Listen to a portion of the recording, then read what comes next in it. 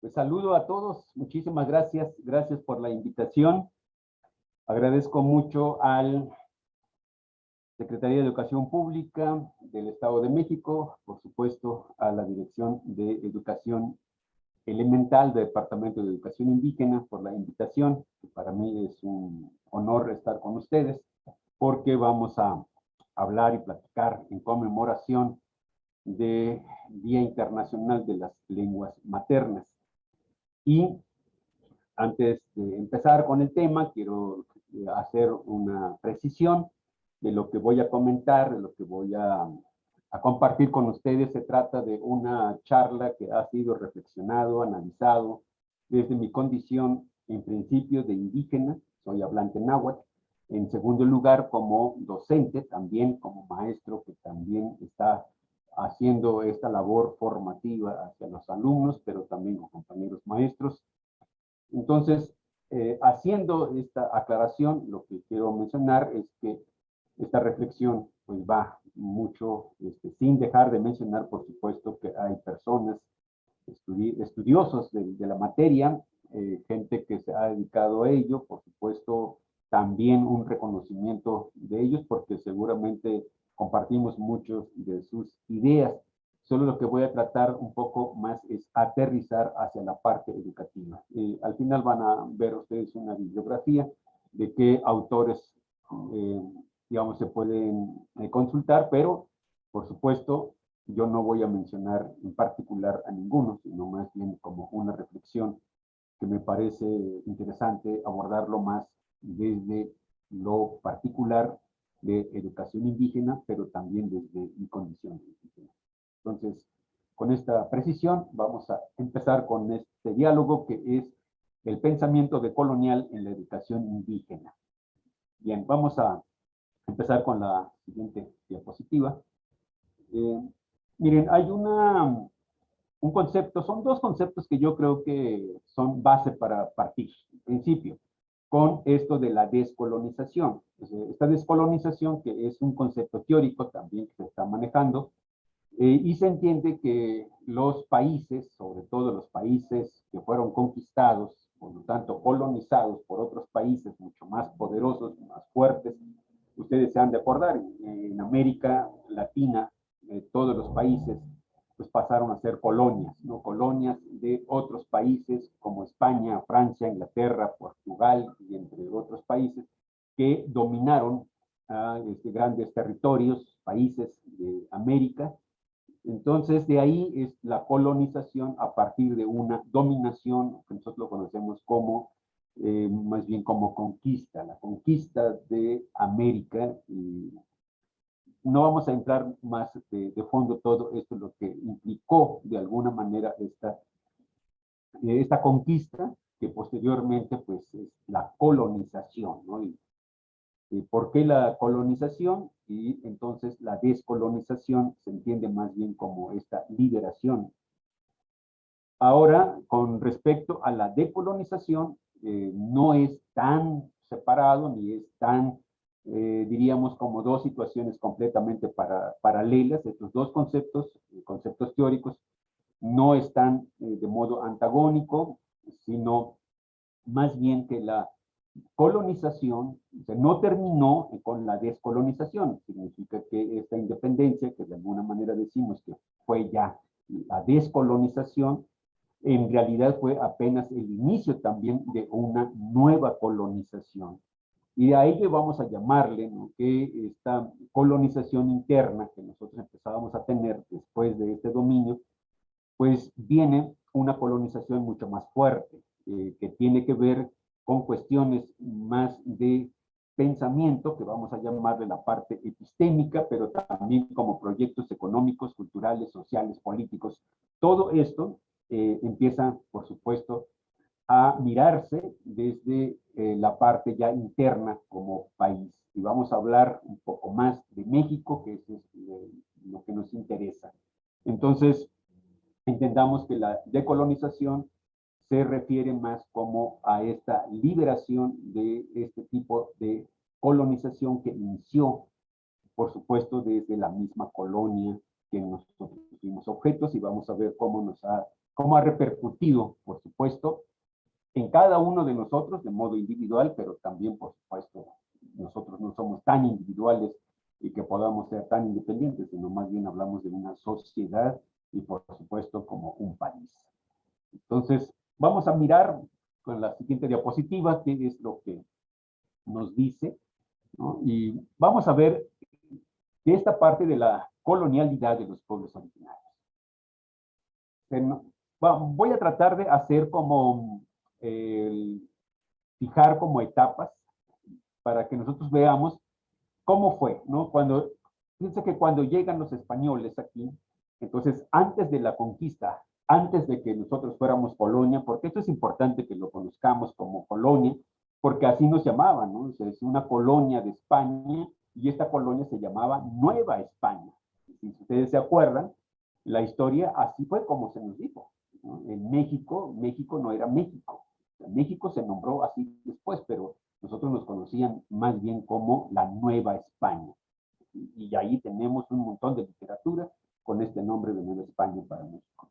Y en el papel de los pueblos originarios, un poco antes de que llegaran los españoles en esta conquista, podemos nosotros decir que todos éramos originarios de América, pero estamos hablando de México, somos originarios, o sea, distintos pueblos, pero originarios de aquí, de México.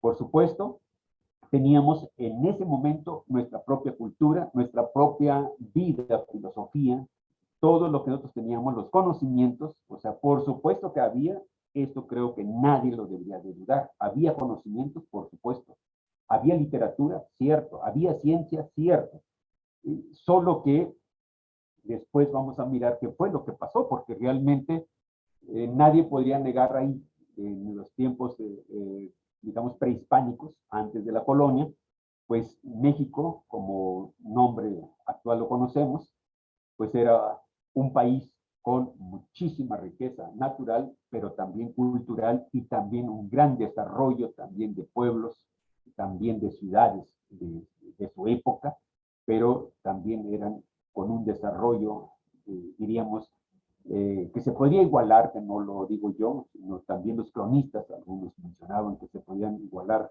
con otros países también de Europa. Bien, si lo dejamos en términos generales así, solamente no perdamos de vista que México, digamos, sí, México como tal, ¿no? En realidad teníamos nuestra propia cultura. Ahí ustedes saben que nosotros ya teníamos nuestro calendario azteca, también de los mayas, entre otras muchas cosas, grandes pirámides, por supuesto, admirables, ciencia, arquitectura. Vamos a dejarle ahí, ¿no? Solamente no olvidemos que yo no quiero que piensen que México, que cuando llegan estos de la conquista, cuando llegaron a México, creo que no estaríamos pensando que llegaron en un país completamente atrasado en todos los sentidos, como nosotros vamos a mirar por qué esa mirada de atrasados. Cuando llegan entonces y conquistan, y lo voy a llamar así como conquista, porque fíjense cómo nos hemos quedado con ese término, ¿no? De conquista, nos conquistaron, cuando sabemos que la historia está cambiando ya. Vamos a ponerle que efectivamente nos conquistaron. Por lo tanto, en esta parte de la colonia, que fue en 1521, y fue cuando Tenochtitlan, un nombre náhuatl, ¿por qué Tenochtitlan? Como el lugar de las tunas, y también se le conoció con el nombre de Anáhuac, que significa que abrazado por agua. Y creo que esto de abrazado por agua lo entendemos porque se supone, bueno, no se supone, la historia nos dice que todo lo que es el Valle de México estaba rodeado de agua, era una laguna muy grande, y solo en el centro estaba una pequeña isla donde estuvieron más bien se asentaron los aztecas, que venían de Aztlán, por eso se dice que el nombre de aztecas.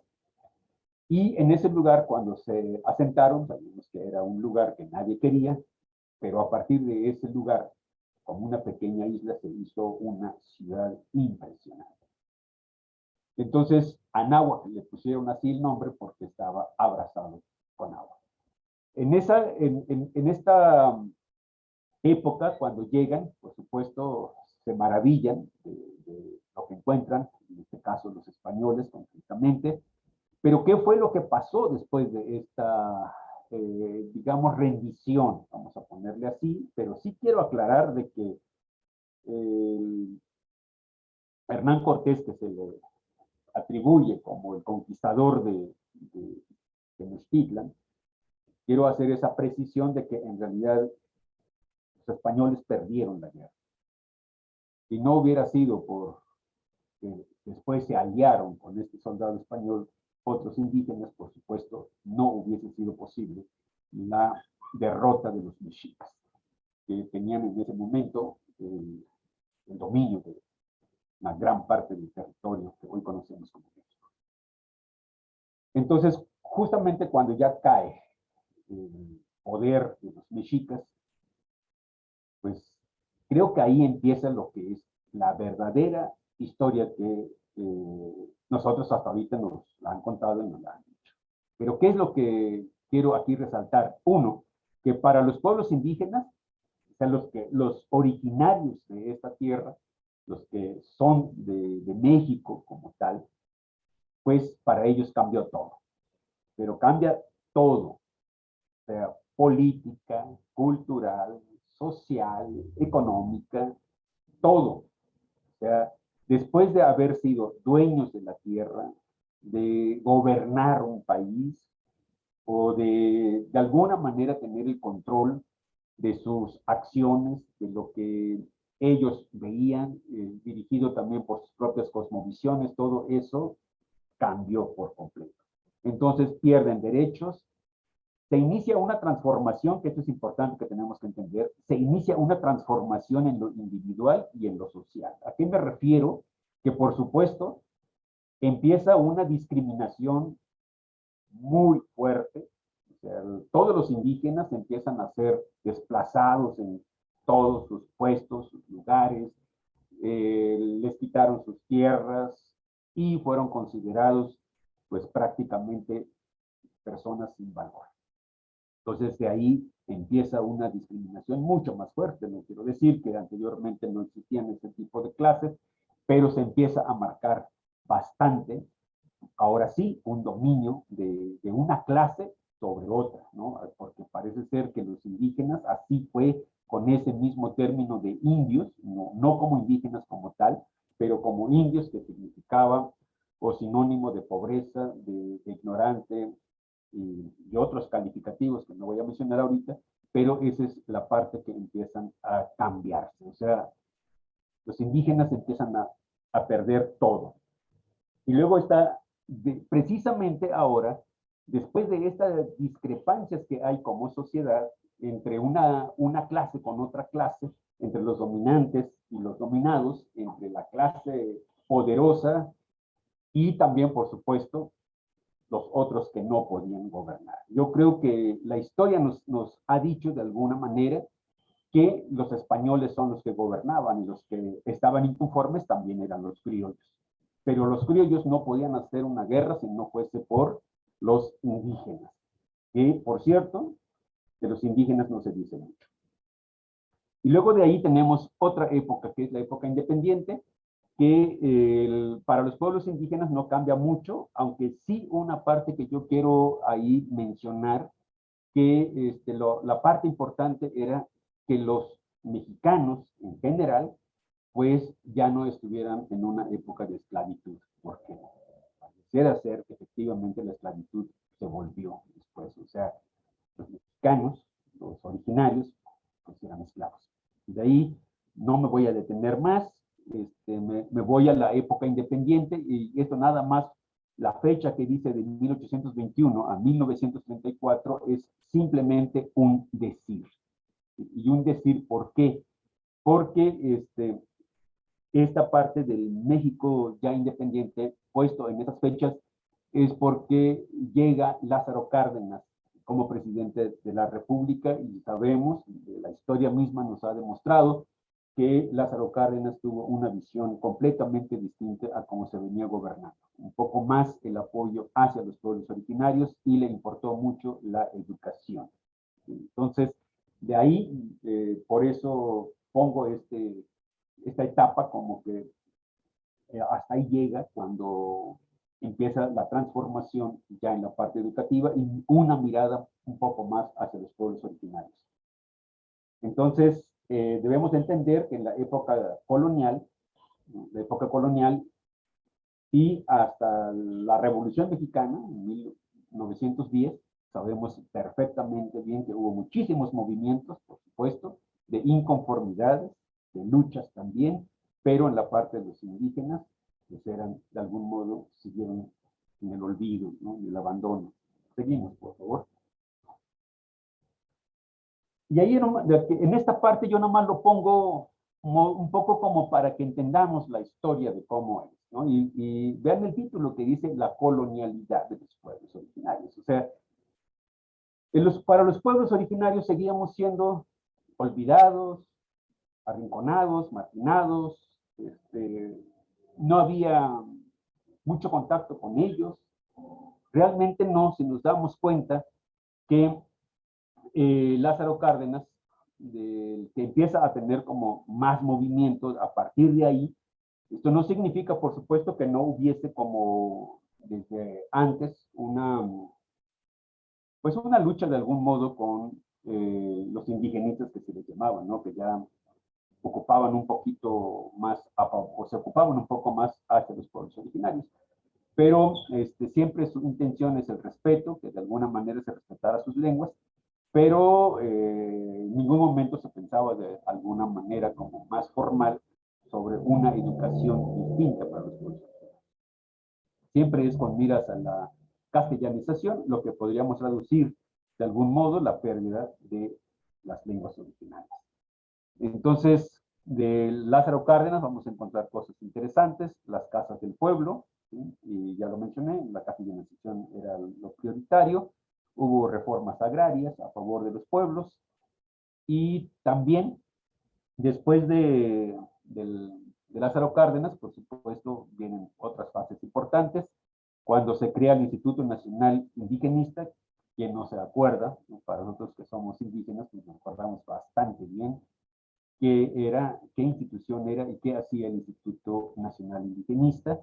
También hubo otra dependencia que se creó en el estado de Hidalgo, que es el patrimonio indígena del Valle del Mezquital. Sabíamos que entre su proyecto era fortalecer la parte también económica, social y cultural, con un apuntalar de alguna manera la economía en este Valle del Mezquital.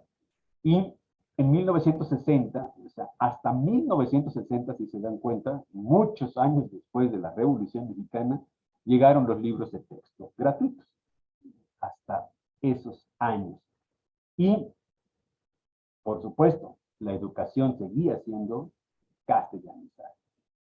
Después de 1960, hasta el año de 1978, o sea, 18 años después, se crea la Dirección General de Educación Indígena.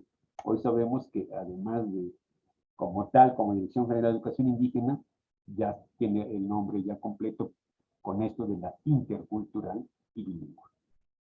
Es apenas reciente. Y se crea esta Dirección General de Educación Indígena en el periodo del presidente López Portillo. Bueno, esto nada más era como un poco que miráramos la trayectoria de ciertos aspectos con respecto a la educación indígena, ¿no? De lo que estaba pasando. Bueno, avanzamos. Miren, cuando nosotros vemos ya nuestros pueblos, ahí digo algunas cosas. Por ejemplo, vivir en los pueblos con discriminación como indígena impacta en el querer cambiar y ser otro. Ser gente de razón, vivir en otro lado, y para ello hay que aprender español. Y esta frase, que parece ser una simple lectura, que si nosotros no lo desmenuzamos, parece que no impacta mucho. Pero efectivamente la discriminación que había tanto en los pueblos originarios, que no voy a decir que se acabó, no, que aún sigue, pero tal vez un poco más matizado, lo que nuestros padres, nuestros abuelos, después de estar abandonados, de alguna manera arrinconados, y por supuesto, se crea una necesidad, y así lo voy a decir con este término, de necesidad de cambiar, de ser otro. Pero ¿por qué nos nace esa idea de querer ser otro y no ser indígena? O sea, no ser quienes somos o quién soy yo. ¿Por qué quiero ser diferente? ¿Por qué quiero ser ese otro y luego me ponen como gente de razón? Porque los indígenas, el hecho de que no tengan la culpa de no tener educación, de no saber leer y escribir, sin embargo se les trataba y se les mencionaba que eran los más tontos. Pero su condición económica, porque siempre se miraba más bien por esta parte económica, y siempre la parte económica era lo que hasta la fecha me parece que eso es lo que nos inculcaron, los que nos hicieron cambiar, y hasta la fecha sigue que la parte más importante es el dinero, el poder. Entonces, nosotros los pueblos originarios, fíjense cómo nos cambian de mentalidad a tal grado que nosotros cuando nos dicen que tenemos que ser gente de razón, significa que yo tengo que aprender a leer y escribir. Pero eso implicaba salir de mi pueblo, no estar ahí. Y solo saliendo de mi pueblo, empezábamos a cambiar de mentalidad. O sea, empezábamos a cambiar y también eso incluía hasta el rechazo de nuestra propia familia y de nuestra condición social. Pero no era gratuito, o sea, no es un rechazo voluntario y no es un rechazo consciente. Es que así yo quería que me aceptara la otra sociedad, la otra parte donde yo quiero ser para que no me sienta desprotegido, de alguna manera ignorado, pero yo diría discriminado. O sea, es una discriminación horrible. Entonces, de aquí es en donde tenemos que mirar que no me enseñaron a mí mi lengua, mi cultura, nada de eso. La escuela no se ocupó, sino más bien todo lo contrario, el rechazo total. Por lo tanto, si nosotros no entendemos eso es una forma de colonización. Esa es una forma de colonización. Me hicieron a su modo de una sociedad a la que yo no pertenecía. Y cambiar esta forma de actuar, cambiar esta forma de ser, no es nada más por una cuestión que uno decida hacerlo, sino que es así como nosotros fuimos entendiendo que para ser diferentes tenemos que hacer nosotros los indígenas y ser como los otros, para dejar de ser quienes somos. Nadie nos dijo que teníamos que valorar nuestra cultura. Y creo que a nadie le gusta que lo marquen como ignorante, pobre y sin valor. Creo que muchos, y aún todavía los indígenas, nos sentimos así. Porque la sociedad en general aún no ha cambiado esos aspectos. No sé si lo haga porque definitivamente la sociedad no avanza como nosotros hubiésemos querido. Entonces, nosotros, ¿qué fue lo que pasó entre nosotros ahora como indígenas? En principio, nosotros no tenemos el mismo concepto de familia como ahora lo tuve que aprender de esta otra cultura, que tiene su propio concepto de familia y dejo de entender el concepto de familia como lo concebimos nosotros en nuestros pueblos, a donde todos nos conocemos y todos somos familia. En un pueblo todos nos ayudamos y todos nos miramos y todos vemos, y si de ahí nosotros vamos a ver cómo existe esta parte del trabajo colaborativo, el trabajo que le llamamos a veces tequio, las faenas, o la comunalidad, que es otro concepto que se dice, que todos trabajamos. Incluso ni siquiera había el concepto de peón. O sea, ahí todos, en el náhuatl se dice, ni mis palewis, es que yo te voy a ayudar. Ni mis tanewis, ¿qué quiere decir? Que es como de yo te pido prestado, como tu trabajo. ¿Por qué nos prestamos? Porque justamente eso es lo que entendemos. Como todos somos familia, nadie es dueño de nada y nadie funciona como patrón. Sin embargo, esos conceptos también se perdieron. Por lo menos, más que conceptos, esas formas de mirar la sociedad, de mirar una comunidad, pues en muchos lados ya ni siquiera faenas existen, ¿no? Decimos faenas, o el tequio, o la comunalidad, se han ido perdiendo. Hasta en eso entonces nosotros también vamos encaminándonos hacia esa parte. Y luego, por supuesto, el de la palabra Tote Ishmatikawa, fíjense que To es nuestro y Ishmati es conocer. Entonces, nuestra familia son a todos los que conocemos. Y ese concepto, por supuesto, la otra sociedad, y vamos a ponerlo así, un poco diferenciando lo que no es originario, lo que no es como un pueblo que nosotros conocemos como pueblos indígenas, esa otra sociedad, ese concepto no lo tiene así. Nosotros pareciera ser que ahora todo ese conocimiento de este otro lado lo estamos replicando también en nuestras propias localidades y sobre todo en las escuelas. Así la estamos enseñando también. ¿Y qué pasa con la tierra? La tierra nosotros decimos tonana y al sol totata. ¿Por qué la tierra es tonana? Porque efectivamente sin la tierra el hombre no existe. Pero ¿por qué totata? Totata significa nuestro padre. ¿Por qué? Es que los indígenas sí saben que sin el sol no habría agua, no habría tierra, perdón, plantas, por lo tanto no habría también animales y el ser humano tampoco. Entonces, entre la tierra y el sol, no son a veces que pensamos como el tonana es como la madre y el papá es el totata como que está por arriba, miramos como siempre un poco desigual, no, es que uno es un complemento del otro, los dos se complementan. Y es muy bonito entender así porque están en iguales condiciones, uno necesita del otro. Y este concepto no está descabellado porque los indígenas siempre piensan que todo está interconectado. Y la verdad es así, es una interconexión de cada elemento, de cada parte de lo que nosotros tenemos en lo que miramos, lo que sentimos, lo que vemos, todo está interconectado. Es un solo, y tal vez por ello decimos que tiene que ver con esta parte que los nahuas dijeron Semanáhuac, y entonces Se es uno, y Ma es mano, y Náhuac es abrazar. Entonces el universo parece ser que es una sola mano, o por lo menos un abrazo, que abraza todo y hace una unidad.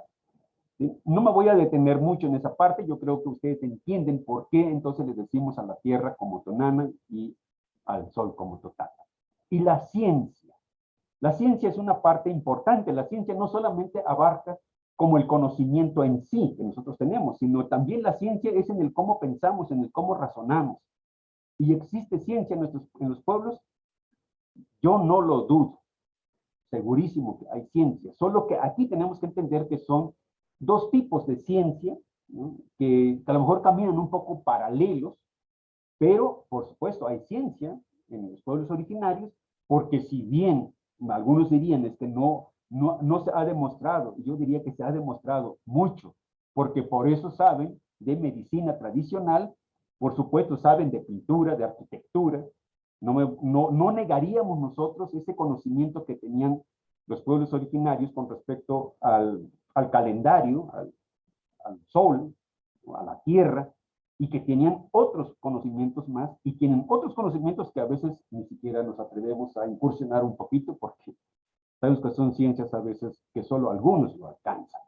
Pero bueno, eso también vamos a llamar, si alguien quiere incursionar un poquito con respecto a la ciencia, podría leer que hay también la etnociencia, ¿no? la ciencia originaria, y que bien podemos decir que estas dos ciencias, de dos tipos de conocimiento y en cómo se hace ciencia, podemos decir que son complementarios. O sea, realmente son dos visiones distintas en el cómo miramos y cómo hacemos ciencia, pero de ningún modo estaríamos pensando que uno se contrapone al otro o que uno es más importante que el otro. Eso lo tendríamos que pensar así para que también entonces nosotros tengamos la oportunidad de que esos conocimientos de los pueblos originarios, esos conocimientos locales, también tengan validez en las aulas, porque hoy simplemente se rechazan. ¿Sí? O muy poco estamos en esa posibilidad de entrar. Bueno, avanzamos, por favor. Vamos a ver ya con esto aterrizamos un poco más ahora en la parte educativa. ¿Sí? La colonialidad de los pueblos originarios, desde 1074, no, bueno, vuelvo a decirles, no es tanto así tajante estas fechas, solamente lo pongo como punto de referencia, pero vamos a ver qué es lo que pasa ahora en la educación, un poco ya metiéndonos más directo. A ver, y vamos a ver ahora qué enseñamos. ¿Qué enseñamos? Pregúntense ustedes, ¿qué es lo que enseñan? Vamos a pensar que nosotros enseñamos, pero sí enseñamos, o sea, ¿quién no? Enseñamos a veces el español, que no es nuestra lengua, pero la enseñamos. Enseñamos conocimientos, sí, de las matemáticas, de las ciencias. Enseñamos, pero ¿cómo la enseñamos? Como nosotros aprendimos en la escuela. Entonces lo que estamos haciendo es una repetición de lo que nosotros nos enseñaron, como nos enseñaron. De algún modo es eso lo que estamos haciendo. ¿Sí?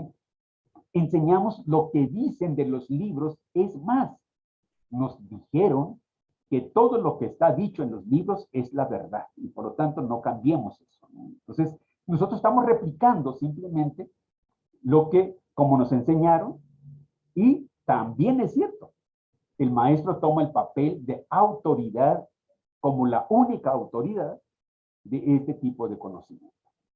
Que siempre a veces pensamos que los niños no saben, los otros que no saben leer y escribir tampoco saben, y los que saben otras cosas, pero no saben de educación, entonces siempre estamos en parecer ser como en una lucha entre unos con otros, y no hay como mucho diálogo al respecto.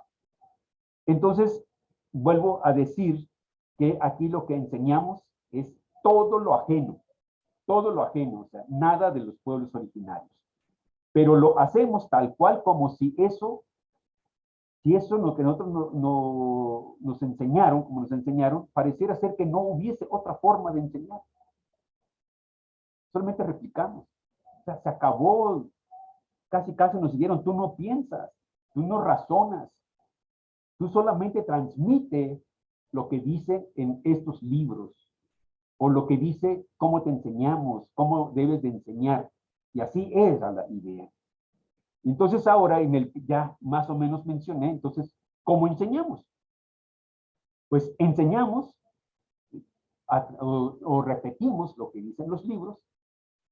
Eso es lo que nosotros estamos haciendo, una réplica, y sobre todo que casi siempre decimos que ojalá los alumnos fueran simplemente obedientes.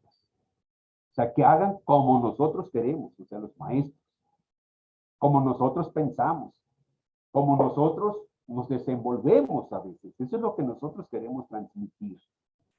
Y entonces hay poca reflexión y recurrimos mucho a la memorización. O sea, no hay todavía esta posibilidad de pensar, repensar, de reflexionar y también, por supuesto, pensar en el cómo pensamos. ¿Y el para qué enseñamos? Pues la mayoría, como nos dicen, ¿para qué quieres seguir estudiando? Pues para ser diferente, para ser mejor, para que tengas una vida mejor, para que seamos mejores. Yo no sé si esto realmente es cierto. ¿Da posibilidades? Sí. ¿Mejores? No sé si a lo que se refieren mejores es que haya o que tengas dinero. Por lo tanto, que puedas comprar cosas aunque no necesites. Pero tú puedas decir, soy una persona de éxito porque yo estudié, yo tengo esto, tengo lo otro, y sabemos que muchísimas cosas suceden y hacemos cosas que a otros no nos parecen y pareciera ser que entonces no somos congruentes con lo que de algún modo nos dijeron, que la educación nos va a hacer mejores. Entonces, al final, solo nos enseñan a ser consumistas y de alguna manera pareciera ser que nosotros no nos desarrollamos más como seres humanos, sino más bien como personas que no se conforman con lo que tienen, es decir, en una medianía. Pero, por supuesto, no estoy hablando de una medianía, digamos, de persona, de parte de los valores de crecimiento como ser humano. Hablo de esa otra medianía cuando decimos que si tienes dinero, lo tienes todo. Sabemos que para los pueblos originarios ese no es el concepto que nosotros manejamos. Vamos a avanzar. Y viene esta parte interesante. Yo creo que aquí es donde tenemos que reflexionar. Entonces, ¿qué queremos hacer para una decolonización del pensamiento? Cambiar esquemas mentales, sí. O sea, tenemos que cambiar la forma de pensar. Pues esa forma de pensar que todo lo que viene de afuera es mejor. No lo es. O sea, ¿y cómo voy a decir esto? Que a veces lo que sucede, que nosotros siempre miramos hacia afuera y ya lo miramos como normal. O sea, es como que se normaliza, como que ya se transparenta tal, es decir, que ya no la miramos. Ya se nos hace todo como algo natural. Que cuando vamos a los pueblos, todos quieren tener casas diferentes, ropas diferentes, carros diferentes. Todo eso, eso es lo que lo traemos nosotros aquí. Esa es una forma de pensar. Ya no pensamos en que la casa debe ser así por el clima, por esto, por aquello, porque conviene, porque es saludable y X. O sea, todo eso que los pueblos originarios sabíamos, parece ser de modo tan natural que vamos nosotros quitando. Así lo volvimos tan natural y que ahora es lo que nosotros queremos hacer algo diferente, que por lo menos lo pensemos. De ahí entonces también tenemos que cambiar nuestra actual y por lo tanto un cambio de vida también. Ya no es que siempre vayamos por cosas materiales, porque esa es la parte, creo que estamos mal cuando estamos diciendo que debemos de tener como un equilibrio de vida y de buena vida acumulando riquezas. Sabemos que esto no es así. Cambiar el sistema de enseñanza, creo que efectivamente estamos tocando ya puntos en que tenemos que enseñar. Diferente a los niños que piensen, que razonen, que reflexionen, que piensen de ellos, de su comunidad, de su pueblo, de su país y del mundo. Todo, todo. Y se trata de alguna manera que tienen que conocerse a sí mismos, visibilizar lo nuestro.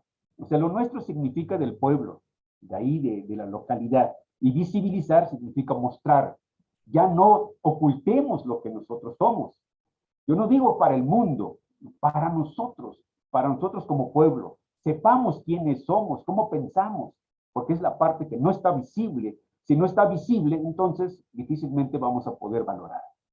Los conocimientos deben ser complementarios. Esto es algo muy importante. Yo no estoy diciendo que solo se queden los conocimientos locales, que los niños sepan solamente de ellos y de lo que sepan de cómo cuentan, cómo narran sus historias, cómo viven entre ellos, cómo ven a las plantas, cómo ven el universo. No, por supuesto, tenemos que aprender de otros conocimientos y otras culturas, pero vamos a tomarlo como complementarios, que ninguno está con más valor y otros menos.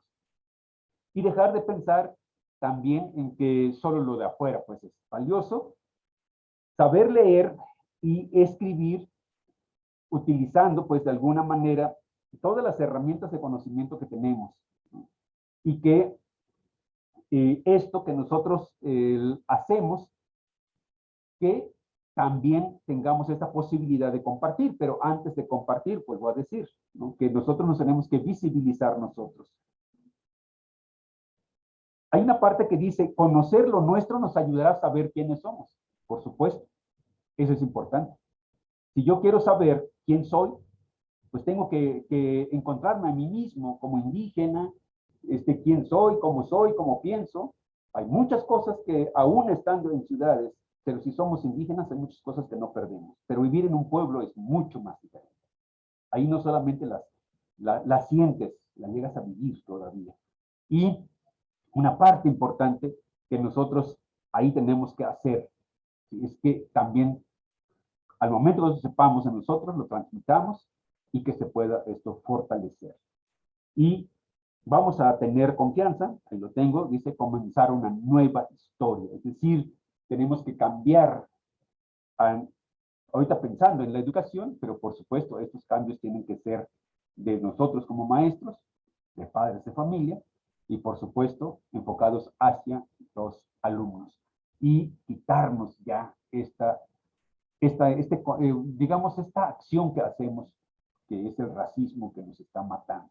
Todos siempre nos estamos mirando diferentes por lo que tenemos, por lo que somos, en cómo pensamos, en cómo nos vestimos, en el que queremos. Todo el tiempo siempre estamos haciéndonos diferentes por cualquier razón. Y no solamente hablo de un racismo de gente que no es indígena contra los indígenas. No, hay racismo por todos lados. En los pueblos originarios también hay racismo.